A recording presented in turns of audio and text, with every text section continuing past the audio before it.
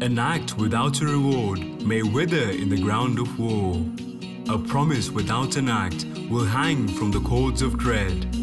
When promise is all that beckons the lightless dawn, on that very precipice, a Nephilim shall be born. Hail to you, champion! I'm the Holy Hermit, and I will shine light on the very bright future that beckons you from beyond. Your training begins now, and over the next course of few weeks, I shall prepare you for Reaper of Souls.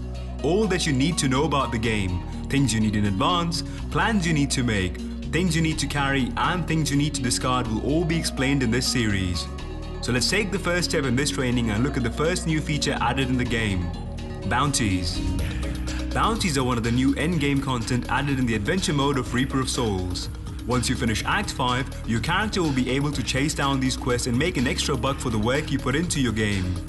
These bounties are spread over all 5 acts and can be chosen at player's will. Simply open the quest map by pressing the map button, or alternatively click on the town's teleporter. Once the map is open, you will be shown the location of your target. Click on the map and teleport yourself to the area. Once you arrive at the destination of the forthcoming massacre, you will be notified about the exact details of your hunt. Some of these will include slaying a rare champion along with a set number of hapless foes. Others would require you to clear a cursed chest or a specific level of a dungeon. Bounties are, in essence, random, and every time you start a quest again, chances are the next bounty will be different. But once the bounty is finished, you'll be rewarded with XP and gold, but the journey simply does not end there, for a true Nephilim seeks reward that would befit his or her title. So open the map again and look for another bounty in the same act. Finish all these bounties and share the news with Tyrael about your progress. If all the bounties in an act are cleared, Tyrael will rightfully reward you for your efforts you put in by giving you the ultimate loot prize in the form of a Hermit cache. These caches contain random loot with the chance of finding legendaries. Another great reward for opening these caches comes by getting a guaranteed Rift Stone. Obtain 5 of these by opening the caches and completing bounties, and you will move on to Rifts. But that course of training is for another day.